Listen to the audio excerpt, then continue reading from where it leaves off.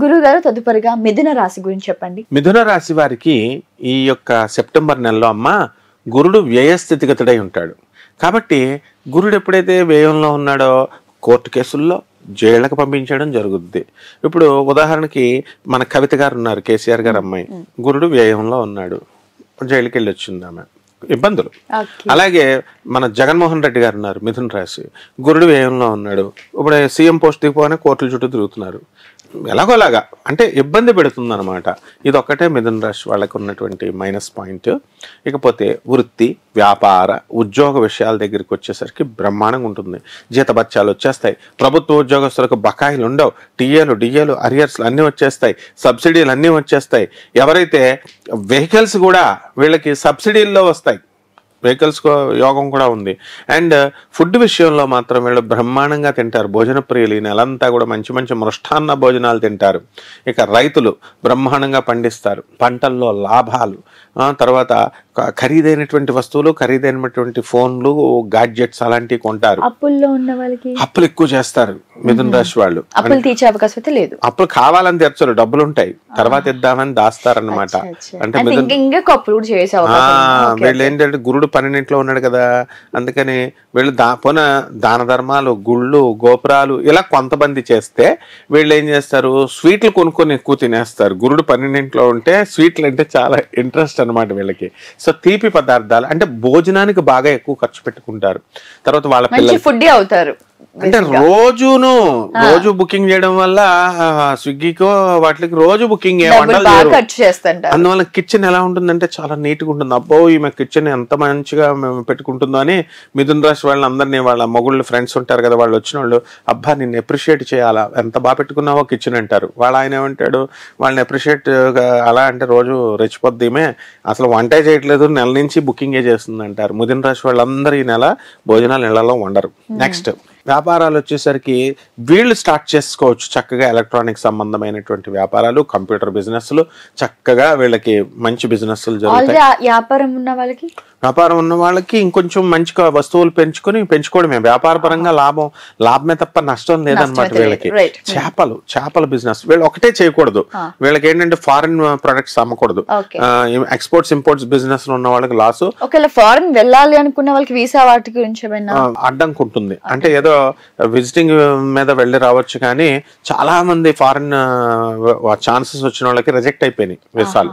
అంటే ఇంకా టైం రాలేదు వాళ్ళకి. అప్పుడు దెబ్బలు, గొడవలు, వాటిలో ఎలా ఉండదు. యాక్సిడెంట్స్ వీళ్ళే చేసేస్తారు, వీళ్ళకి యాక్సిడెంట్స్ అవ్వవు. మిథున రాశి వాళ్ళు బైకులు నేర్చుకుంటూ అమ్మాయిలు తీసుకెళ్లి మగవాళ్ళని గుద్దేస్తారు.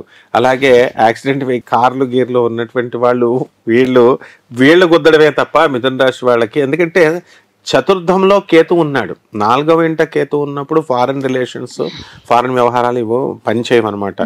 వీళ్ళు ఏంటంటే మిథున రాశి వాళ్ళు ఏవి లింకులు వస్తే అవి నొక్కేస్తూ ఉంటారనమాట. దానివల్ల వీళ్ళ అకౌంట్ లో డబ్బులు పోవడం ఖాయం అనమాట. ఈ నెలలో ఆ జాగ్రత్తలు వీళ్ళు తీసుకోవాల్సినటువంటి అవసరం. ఆరోగ్యపరంగా ఎలా ఉండబోతుంది? ఆరోగ్యపరంగా వీళ్ళు తెగ తినేస్తారు కదా, అందువల్ల food indigestion problems, intestine inflammation, దీనికి రోగానికి విరుగుడు లేదు, మందులు వేసుకోవడమే. ఎందుకంటే క్యూర్ లేదు కాబట్టి తిండిని నాలిక జిహ్వ చాపల్యాన్ని ఆపుకోవాలి వీళ్ళు. వివాహ సంబంధాలు కానీ లేకపోతే పెళ్లిళ్ళకి వెళ్ళినప్పుడు అడ్డంకులు ఏమన్నా తిరుగుతాయా, లేకపోతే ఎలా ఉండబోతుంది? లేదు, వివాహాలు అయిపోతాయి చక్కగా, కొంచెం ఖర్చు ఎక్కువ కట్నంతో అయిపోతాయి. అలాగే సంతానం కూడా కావాలన్న వాళ్ళకి వద్దంటే పుట్టేస్తారు సంతానం. అలాంటి ప్రాబ్లమ్స్ ఏమి లేవు. పిల్లల చదువులు ఎలా ఉండబోతుంది? పిల్లల చదువులు బ్రహ్మాండంగా చదువుతారు. వీళ్ళు కూడా ప్రత్యేకించి శ్రద్ధ. భార్య భర్తలు మధ్య సన్నిహితం ఇది బాగుండదు. ఎందుకనంటే ఎంతసేపు భర్తల్ని ఏపుకు తింటా ఉంటారు వీళ్ళు. ఏపుకు తింటా ఉంటే నీతో ఉండాలని అనిపించట్లేదు నాకు, నీ దగ్గరికి వస్తుంటే చిన్నపాటి కాదు పెద్ద లెవెలే గొడవలు.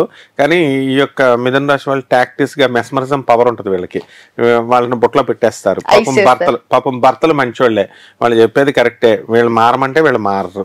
ఇల్లులు ఏమైనా కొనే అవకాశాలు ఉన్నాయి, లేదా ఉన్న ప్లేస్ నుంచి చేంజ్ అయ్యే అవకాశాలు? ఆల్రెడీ ఇల్లులు కొనేశారు, కొనేసి భర్తను ఇంకా తన శక్తి మేరకు కొంత డబ్బు ఉంది, నువ్వు అక్కా చెల్లెళ్ళకి ఇచ్చేస్తావు కాబట్టి క్రిమినల్ ప్లాన్స్ వేసేస్తారు ఈ మిథున రాశి వాళ్ళు.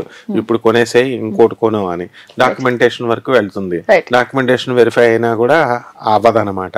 కాబట్టి ఈ విధంగా ట్రయల్స్ మాత్రం వేస్తూ ఉంటారు మిథున రాశి వాళ్ళు.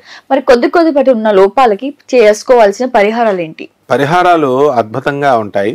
మరి కేతువు బాగుండలేదు కాబట్టి కేతు జపము, కేతు స్తోత్రాలు, కేతువుకి కిలోంపావు ఉలవల్ని, ఈ యొక్క అన్ని రంగుల ఉన్న వస్త్రాలని పేదవాళ్ళకి దానం చేయాలి. తర్వాత చక్కగా సున్నుండలు తయారు చేసి ఉలవచారును తయారు చేసి పెరుగుతో కూడినటువంటి ఉలవచారుతో అన్నదానాలు చేయాలి. పేదలకు చేయాలి, పేదలకు చేస్తే బెస్ట్.